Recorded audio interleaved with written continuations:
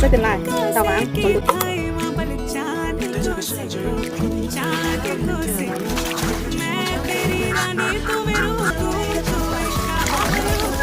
Đầu tiên này xong